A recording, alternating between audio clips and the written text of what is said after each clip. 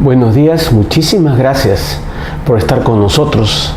Y queremos agradecer también a nuestro querido Padre, a Jesús, nuestro Señor, nuestro hermano, por ser adoptados por el Padre y por el Espíritu Santo con nosotros. Hoy día vamos a revisar Mateo 13 y comenzamos desde ya leyéndolo. Aquel día salió Jesús de la casa y se sentó junto al mar, de la casa en Cafarnaúm. Y se le juntó mucha gente, y entrando él en la barca se sentó, y toda la gente estaba en la playa. Y les habló muchas cosas por parábolas, diciendo: he aquí, el sembrador salió a sembrar. Esto parece muy simple, pero Jesús, cuando vio la multitud, en vez de quedarse ahí, subió a la barca. ¿Por qué? Porque de la barca podían escucharlo mejor y podía llegar a más gente con más claridad. Hay un efecto de sonido con más claridad, como si fuera un anfiteatro cuando se hace eso. ¿Qué ejemplo nos está dando acá el Señor? Siempre hay que aprovechar cada cosita que dijo Jesús. Hay que ser imitadores de Él. Y acá el ejemplo es hacer las cosas para que la gente pueda recibir mejor el mensaje del Evangelio, el mensaje de Jesús. En este caso, hacerlo más claro. Entonces, tenemos que ser conscientes de dónde estamos y cómo hacemos para que más gente, de la mejor forma, pueda recibir la palabra. Seguimos. Estábamos el sembrador. Un sembrador que salió a sembrar. Y mientras sembraba, parte de la semilla cayó junto al camino, y vinieron las aves y la comieron. Parte cayó en pedregales, donde no había mucha tierra, y brotó pronto, porque no tenía profundidad de tierra. Pero salido el sol se quemó, y porque no tenía raíz, se secó. Y parte cayó entre espinos, y porque los espinos crecieron, la ahogaron. Pero parte cayó en buena tierra, y dio fruto, cuál a 100, cuál a 60, y cuál a 30 por uno. El que tiene oídos para oír, oiga. Lo vamos a explicar un poquito después, porque Jesús da la explicación de esto, así que vamos a usarla. Entonces, acercándose los discípulos, le dijeron: ¿por qué les hablas por parábolas? Y él respondiendo les dijo: porque a vosotros os es dado saber los misterios de los cielos, mas a ellos no les es dado. Porque al cualquiera que tiene, se le dará más, y tendrá más. Pero al que no tiene, aún lo que tiene, y en otro evangelio dice: al que cree que tiene, le será quitado. Pero por eso les hablo por parábolas, porque viendo no ven, y oyendo no oyen, ni entienden, de manera que se cumple en ellos la profecía de Isaías, que dijo: de oído oiréis y no entenderéis, y viendo veréis y no percibiréis. Porque, y acá está la explicación, el corazón de este pueblo se ha engrosado, se ha puesto rígido. Esa es otra de las cosas. Nuestro corazón tiene que suavizarse para poder recibir todo el amor que Dios quiere darnos. Cuando estamos llenos de amargura, de propias ideas, de orgullo, de resentimientos, de avaricia, de lo que tengamos, se ha engrosado y no entra la palabra. Es cuando reconocemos, como hemos leído en Mateo, las bienaventuranzas, cuando nos damos cuenta de dónde estamos y quiénes somos, ahí es donde puede entrar todo el mensaje del amor, las maravillas que Dios tiene para nosotros. Porque el corazón de este pueblo se ha engrosado, y con los oídos oye pesadamente, y han cerrado sus ojos. No es que Dios les cierre los ojos, ellos han cerrado sus ojos, para que no vean con los ojos, y oigan con los oídos, y con el corazón entienda. El corazón no entiende si no hay una actitud de querer entender, abrirse a lo que Dios tiene para nosotros. Y si corazón entiendan, se conviertan y yo los sane. En el 9 decía: el que tiene oídos para oír, oiga. Está diciendo: usen lo que yo les he dado, estén abiertos a lo que yo les doy, úsenlo, no lo dejen así pasar, porque si no, no podemos convertirnos y Dios no nos puede sanar.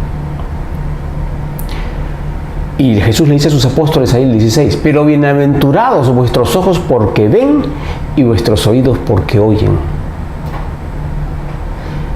Están con la disposición, están siguiendo a Jesús. No entienden todo, no entienden muchas cosas, pero están ahí tratando de aprender y preguntar: ¿y qué más? ¿Y esto qué significa, Señor? ¿Qué más tienes para nosotros?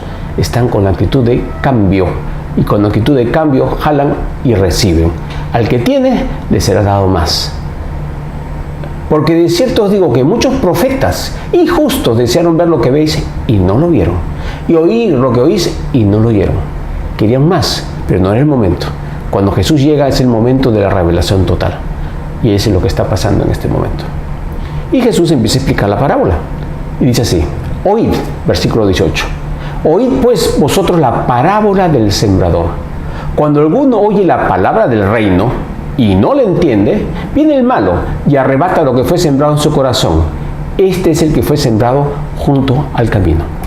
Junto al camino es tierra que toda está pisoteada, está dura, es seca inclusive. Cuando tú quieres sembrar en esa tierra, tienes que hacer trabajo duro, tienes que poner pico, pala, suavizarla, luego ponerle agua, ponerle fertilizante. Es una tierra dura, pero no imposible. Ojo, lo vamos a explicar después. Por eso es que rebota. Cuando en nuestro corazón hay tierra de ese tipo, el mensaje rebota, ni siquiera entra. El segundo, 20. Y el que fue sembrado en pedregales, este es el que oye la palabra y al momento la recibe con gozo. Pero ojo que decía él cuando explicó la parábola, cuando dio la parábola, dice, no había mucha tierra. Quiere decir, ese pedregoso tampoco la tierra estaba preparada. Había un poquito de tierra buena, pero escasa. Nuevamente, si nosotros dejamos que el Espíritu Santo y bloqueamos nuestras propias ideas y dejamos que produzcamos buena tierra, hagamos buena tierra. La tierra es la que recibe la semilla es la palabra. Entonces, si nosotros ponemos más tierra, sacamos las piedras, ese terreno va a producir. Pero, si cayó en pedregales, y este es un ejemplo real de lo que nos pasa a nosotros, no había mucha tierra, brota pronto, en el momento en que la semilla cae en esa tierra, ¡ay, qué lindo, qué precioso, ay, qué hermoso Dios! Pero no hay profundidad. Entonces, al no haber profundidad, no hay raíz. Al no haber raíz, no se afianza y no entra el agua de la palabra. Entonces, no va a crecer. ¿Y qué pasa? Se seca. Entonces, cuando tenemos un terreno que no está realmente preparado, nos acercamos a Dios con ese terreno y no va a dar fruto. ¿Es culpa de Dios? No, Dios no lo está advirtiendo acá. Entonces, cuando viene la aflicción, dice, o la persecución por causa de la palabra, luego tropieza. ¿Queremos tropezar? No, más bien queremos avanzar. Terreno pedregoso. El que fue sembrado entre espinos, este es el que oye la palabra, pero el afán de este siglo y el engaño y las riquezas ahogan la palabra y se hace infructuosa. Esta es una de las grandes problemas que tenemos en la época actual. ¿Por qué? Porque hay mucho afán, mucha distracción, mucha preocupación. Soñamos con tener la casa, el carro, el viaje, la ropa, la amistad, las joyas, el equipo. El afán de este mundo nos distrae. El engaño y las riquezas, vengo acá para ser rico. Esto ahoga la palabra, esos afanes ahogan la palabra y la hacen infructuosa y no da fruto en esa persona. No es que no podamos tener propiedades, es si las propiedades son nuestro Dios. Si estamos en una actitud idólatra, ¿quién es el primero? ¿Dios o las cosas? ¿O nuestro trabajo? ¿O nuestra familia? Ahí es donde esa tierra no se hace infructuosa. Y el 23 dice, mas el que fue sembrado en buena tierra, este es el que oye y entiende la palabra y da fruto y produce a 100, a 60 y a 30 por uno. Acá está hablando de 4 personalidades. Es claro, terreno duro, pedregales, espinos y buena tierra. Quisiéramos todos tener buena tierra, pero ojo, cuando estudiamos las personas, vamos a descubrir que todos tenemos de esas 4 tierras en diferentes áreas. Uno puede tener el terreno duro en el perdón, otro puede tener el terreno espinoso en conseguirse un carro, otros pueden tener el terreno pedregoso en otra área de su vida. Y en otras áreas sí lo recibimos a Dios. Pero para tener plenitud tenemos que limpiar todo el terreno. No queremos dar fruto a 30, queremos dar fruto a 100 o a más. el Señor dijo que nos dará 100 veces más con cada cosa que hagamos, con cada cosa que progresemos en su amor. Entonces hay que analizarnos y hacer un buen diagnóstico. ¿En qué parte de nuestra vida tengo terreno pedregoso? ¿En cuál estoy cayendo en las espinas? ¿En cuál tengo el terreno sumamente endurecido junto al camino? Para que podamos ser terreno fértil, preparado. Pero eso depende de nosotros. Dios da su palabra, Dios manda su espíritu. Nosotros tenemos que comprender que tenemos que hacer lo posible, hacer el diagnóstico y, ayudado por el Espíritu Santo y su palabra, preparar el terreno para que demos fruto en abundancia. En el versículo 24 da otra parábola, la del trigo y la cizaña. Le refirió otra parábola diciendo, versículo 24, el reino de los cielos es semejante a un hombre que sembró buena semilla en su campo. Pero mientras dormían los hombres, vino su enemigo y sembró cizaña entre el trigo y se fue. Y cuando salió la hierba y dio fruto, entonces apareció también la cizaña. La cizaña es una planta que es muy parecida al trigo, que uno se da cuenta fácil cuando ya desarrollan y vemos que no da fruto. Vinieron entonces los siervos del padre de familia y le dijeron, Señor, ¿no sembraste buena semilla en tu campo? ¿De dónde pues tienes cizaña? Él le dijo, un enemigo ha hecho esto. Y los siervos le dijeron, ¿quieres pues que vayamos y las arranquemos? Él le dijo, no sea que al arrancar la cizaña, arranquéis también con ella el trigo. Dejad crecer juntamente lo uno y lo otro, hasta la siega. Y al tiempo de la siega, yo iré a los segadores. Recoged primero la cizaña y atadla en manojos para quemarla, pero recoged el trigo en mi granero. Después vamos a entrar a la explicación de esta parábola, porque Jesús la explica después. Pero démonos cuenta primero, Jesús dice algo acá que tiene que ver con que Dios da la lluvia para el justo y para el injusto. No es que inmediatamente castiga, da oportunidad, da tiempo para que cambiemos, da tiempo para hacer el paso que necesitamos hacer para acercarnos a su reino. Él quiere que todos procedamos al arrepentimiento. Y explicado arrepentimiento no es culpa, arrepentimiento es una decisión de hacer un cambio y ejecutarlo. Y ese arrepentimiento da frutos. Vamos a leer ahora la parábola de la semilla de mostaza, 31. Otra parábola le refirió diciendo, el reino de los cielos es semejante al grano de mostaza, que un hombre tomó y sembró en el campo, el cual a la verdad es la más pequeña de todas las semillas, pero cuando ha crecido es la mayor de las hortalizas y se hace árbol, de tal manera que vienen las aves del cielo y hacen nidos en sus ramas. No dice que tenemos que tener una fe del tamaño de un grano de mostaza, chiquitita, no.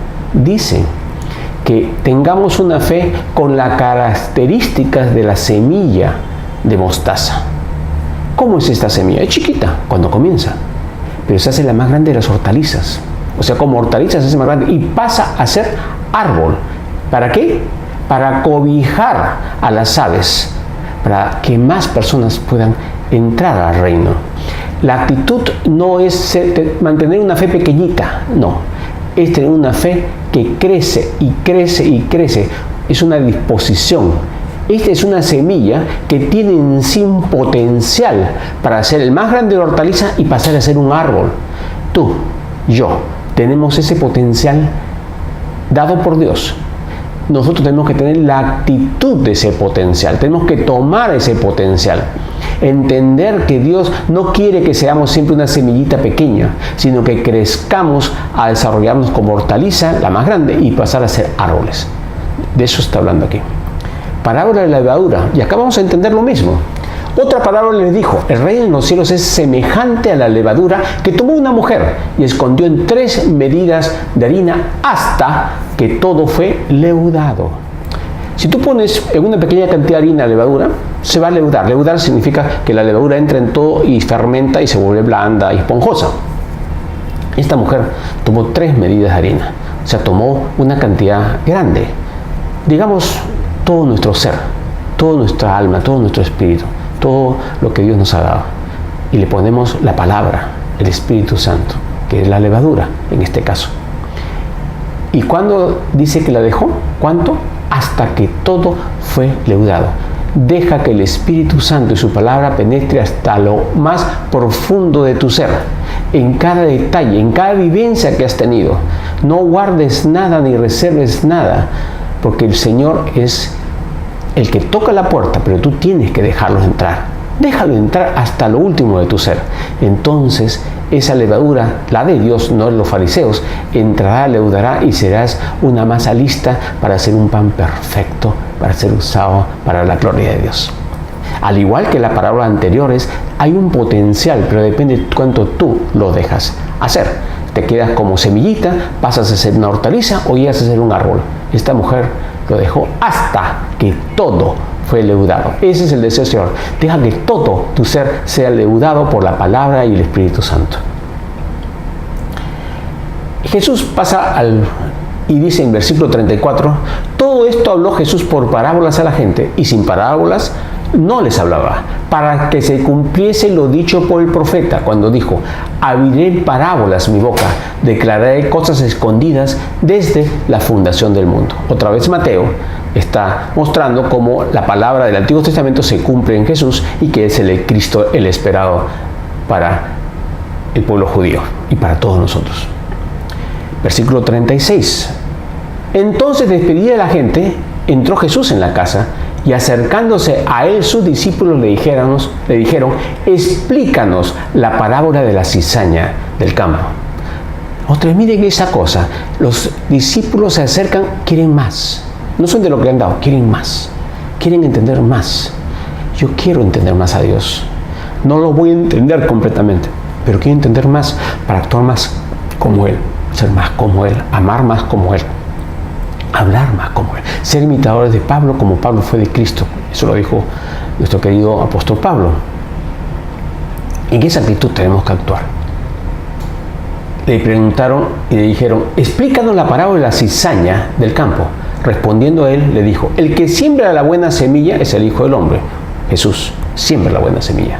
El campo es el mundo, o sea, todo este planeta Tierra. La buena semilla son los hijos del reino. ¿Cuándo pasamos a ser hijos? Cuando recibimos a Jesús como nuestro Salvador y pasamos a ser hijos del Padre. Dice, porque todo aquel que en Él cree, ¿no?, les dio potestad, a todo el que lo recibe, les dio potestad, poder de ser hechos hijos de Dios, hijos del reino. ¿Y cuándo? Cuando aceptamos a Jesús como nuestro Señor y Salvador, por medio de la palabra. Entonces esa buena semilla se convierte en hijo de Dios cuando nosotros lo aceptamos. Acuérdense que Dios no pone a las personas, sabe quiénes somos, por supuesto, pero nosotros lo aceptamos. Esa buena semilla es la palabra, su Espíritu Santo. Las cizañas son los hijos del malo. ¿Cómo van a dar fruto si no han recibido la palabra, la semilla de esa palabra? Cuando tú no recibes la semilla, te cierras, eres un hijo del malo. ¿Hijo de quién quieres ser? Esa es tu decisión. Esa no es decisión de Dios. Tú decides. No le eches la culpa a Dios. Dios te abre las puertas y te dice, quiero darte la semilla. ¿Me la aceptas? Y tú dices, no quiero. Pero esta semilla te va a dar fruto, te va a dar comer, te va a dar paz, te va a dar todo. No la quiero, le dices. Si tú no la aceptas, Dios no te fuerza. Si tú la aceptas, te conviertes en hijo. Y después de convertirte en hijo, vas fruto y creces, fruto para vida eterna. Deja que todo tu ser se abra a esa semilla que Dios tiene para nosotros. 39. El enemigo que la sembró es el diablo. ¿Cómo la siembra el enemigo? Ahora la siembra por distracciones, por las tentaciones del mundo, por las mentiras, la evolución, la riqueza, el ateísmo, el poder, las mentiras que están a diestra y siniestra. La siega es el fin del siglo. Significa cuando Jesús regrese, se acaba todo este periodo del hombre en la tierra bajo este concepto actual y el dominio del diablo. Los segadores son los ángeles. 40. De manera que como se arranca la cizaña y se quema en el fuego, así será en el fin de este siglo. Dios espera hasta el final, porque nos quiere dar oportunidad hasta el final, todo lo que podamos. Él quiere que vayamos a Él. Dice el 41, enviará el Hijo del Hombre a sus ángeles y recogerán de su reino a todos los que sirven de tropiezo y a los que hacen iniquidad. Está hablando de gente que realmente está haciendo el mal, que sirve de tropiezo a otros para que no reciban la semilla y bloqueen esa semilla para otros. Y los echarán en el horno de fuego, allí será el lloro y el crujir de dientes. Entonces los justos resplandecerán como el sol en el reino de su Padre. El que tiene oídos para oír, oiga. Está diciendo, Dios quiere ser tu Padre, te quiere adoptar. ¿Y qué dice? Eres justificado por la sangre de Jesús, al recibirlo. Entonces los justos, tú si lo recibes en este momento, vas a resplandecer como el sol en el reino de tu Padre, el Dios Padre. El que tiene oídos para oír, oiga. Dice, oye, quiero darte una entrada espectacular en mi reino. Quiero que seas mi hijo. ¿Lo recibes? Además, versículo 44, el reino de los cielos es semejante a un tesoro escondido en un campo, el cual un hombre halla y lo esconde de nuevo, y gozoso por ello va y vende todo lo que tiene y compra aquel campo. Dios está diciendo, te estoy dando un tesoro. Si lo ves, abre tus ojos, fíjate el enorme regalo que te quiero dar. Es un tesoro inconmensurable. ¿Y qué harías con ese tesoro? Deja todo lo que tienes. ¿Qué dice acá? Vende todo lo que tienes para poder adquirirlo. ¿Qué tienes que vender? ¿Sabes lo que tienes? Todo lo que tienes eres tú. Vende tus pensamientos, vende tus intenciones. Deja de pensar que tú tienes las soluciones. Dios es el que tiene la solución. Y Él quiere dártela. Es gratis. Lo único que tienes que hacer es entender que no la tienes. Aceptar humildemente que somos muy pequeñitos comparados con Él. Y Él en su amor quiere hacerte su hijo y llevarte a su altura. No te quiere dejar de esclavo, quiere darte la mano, te está dando la mano para que tú la tomes y te lleva a hijo, a la condición de familiar suyo, heredero y coheredero con Cristo. El 45 dice, también el reino de los cielos es semejante a un mercader que busca buenas perlas, que habiendo ya una perla preciosa fue y vendió todo lo que tenía y la compró. Cuando algo vale la pena, no vale la pena darse. Si alguien estudia una carrera, digamos alguien que quiere estudiar medicina, se esfuerza 7, 8 años intensamente para dar una buena nota. Luego se esfuerza 4, 3, 5 años para sacar una especialidad. No duerme, estudia, se sacrifica, da su vida para un título que es perecedero. ¿No es mejor dar nuestra vida por algo que es para vida eterna? No digo que no hay que estudiar, no digo que no hay que trabajar y esforzarse, pero este es un premio mayor. Este es nuestro objetivo final para la eternidad. Lo otro es por un tiempo breve. Nuestra vida es un soplo y pasó. La eternidad con Dios, con Jesús, con nosotros, eso es lo que Él nos está ofreciendo. Por eso es una perla de gran precio, un tesoro. La red, 47 al 50. Asimismo, el reino de los cielos es semejante a una red que echada en el mar recoge toda clase de peces. En el reino, ahorita en este mundo, hay toda clase de peces, toda clase de personas. Una vez llena la red, significa cuando están cosechando, igual en el tiempo del fin, la sacan a la orilla y sentados, los pescadores, recogen lo bueno en las cestas y lo malo lo echan fuera. Así será el fin del siglo. Saldrán los ángeles y apartarán a los malos de entre los justos y los echarán en el horno de fuego. Allí será el lloro y el crujir de dientes. No es una broma. Ya uno puede vivir el cielo acá en la tierra si uno recibe a Jesús como su Salvador y recibe todo lo que Dios nos está queriendo dar. No solamente una oración momentánea, sino un cambio realmente de corazón y volvernos a Él y recibir su palabra, su espíritu, que realmente da paz y realmente da gozo. Acá y encima la vida eterna. Y hay una advertencia, no solamente para acá en la tierra. Si no estás con Dios, no hay gozo pleno. Ok, es verdad, tú vas a ver a algunos cristianos que no los vas a ver en gozo. Pero es que no han entregado por completo su corazón a Jesús. Se dio alguna parte, entonces tienen parte de su corazón de piedra, parte de su corazón con espinas, parte de su corazón en terreno duro y parte de su corazón sí lo recibieron. Al no tener esa limpieza en todo su corazón, no vas a ver todo el poder de Dios en ellos. Pero sabes, se puede. pero es cuestión de que soltemos lo nuestro, vendamos todo lo que tenemos. Algunos venden un poco, algunos venden un poco más, pero lo sabio es vender todo lo que tienes para ir un paso más allá. Jesús le dijo: ¿habéis entendido todas estas cosas?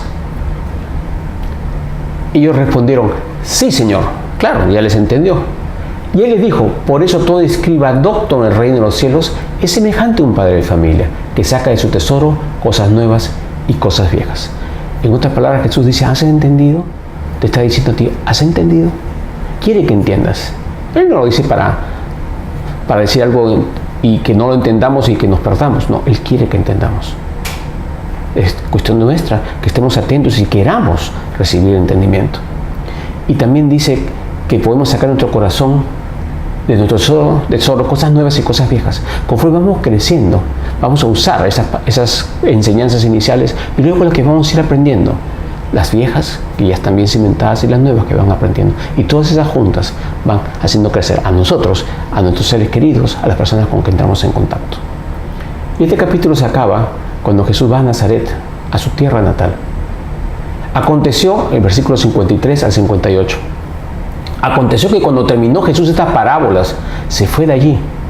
Y venido a su tierra, les enseñaba en la sinagoga de ellos, de tal manera que se maravillaban y decían: ¿de dónde tiene esta sabiduría y estos milagros? Se maravillaban no para recibirlo, era como: ¿qué pasó? Y dicen: ¿no es este el hijo del carpintero, de José? ¿No se llama su madre María y sus hermanos Jacobo, José, Simón y Judas? ¿No están todas sus hermanas con nosotros? ¿De dónde, pues, tiene todas estas cosas? Y se escandalizaban de él. Pero Jesús les dijo: no hay profeta sin honra, sino en su propia tierra y en su casa. Y no hizo allí muchos milagros a causa de la incredulidad de ellos.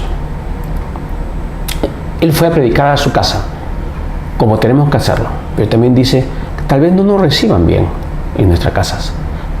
Pues llevemos a alguien más que pueda hablar por nosotros. Y nosotros ir a la casa del otro que no puede hablar en su casa. Y compartamos y ayudemos a nuestros seres queridos que nos han conocido de una forma y ahora somos nuevas criaturas.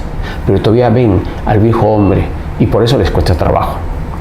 Pero miren, Jesús hizo maravillas. Las maravillas, si tú estás abierto, te acercas a Él. Y si tú tienes muchos paradigmas, se escandalizaron ellos y le cerraron. Y no quisieron escuchar. Y dice que no hizo muchos milagros a causa de la incredulidad de ellos. Dios no tiene límite para los milagros de su poder, pero Él se limita a nuestra fe. Por eso dijo: según tu fe te sea hecho. Si alguien no quiere, Él no va a forzar, no fuerza. Pero si alguien quiere y su fe chiquita, va a fluir el milagro o parte del milagro de acuerdo a nuestra fe. Eso es lo que está diciendo acá. Y obviamente está hablando de la familia de Jesús: María, José, hermanos y hermanas. Aclaremos una cosa. Acá hay un conflicto entre doctrina católica y la doctrina cristiana no católica sobre la virginidad perpetua de María. María, la Biblia lo dice clarísimo, fue virgen hasta el momento del parto de Jesús. Dice en Mateo 1, lo hemos leído, que José no la conoció, o sea, no tuvo ninguna relación con ella sexual hasta, dice así palabra, hasta que dio a luz a su hijo Jesús. Recordemos, para los judíos, ser padre o madre significa que eres bendecido. Cuando eres estéril o no tienes hijos o tienes uno solo, es como que Dios te ha castigado por algo malo que has hecho. Ese es el concepto judío. No es lo que Dios dice, pero dice como ellos lo veían. Entonces, tener hijos eras bendito, eras celebrado, eras una persona aceptada. Mucha gente dice que estos no son los hermanos físicos de Jesús. Estos no eran sus apóstoles. Y enseñan que en arameo la palabra primos y hermanos es la misma. Sí, es cierto. Pero esto no fue escrito en arameo. Este evangelio fue escrito en griego koinos. E igual que en Juan, que vamos a ver que dicen exactamente lo mismo sobre los hermanos de Jesús. Entonces está hablando de hijos de María. Señores, María es una mujer especial, escogida por Dios. Lo vamos a revisar con cuidado en Lucas 1. La sexualidad no es pecado. Privarse de algo que Dios te ha dado es una obra de la carne, no es una obra del espíritu. El sexo en el matrimonio es lo que Dios quiere en forma especial. Cuando Él fundó la tierra, cuando creó la tierra, Él le dijo a los hombres, a Adán y Eva, su primer mandamiento: creced y multiplicaos. Él quería y hizo la sexualidad, el sexo, como un objetivo mayor. No es pecado. Dios lo ha hecho, no lo ha hecho el diablo. Y privarse de lo que Dios da no es un avance espiritual, es negar que Dios no se equivoca. Nuevamente respetamos muchísimo a María, y más bien gracias a la palabra que tenemos acá sabemos que fue bendecida con Jesús y fue bendecida con una familia, y Jesús la amaba y la quería y la guardaba hasta el día en que falleció y se fue de esta tierra. Dios los bendiga a todos. Gracias.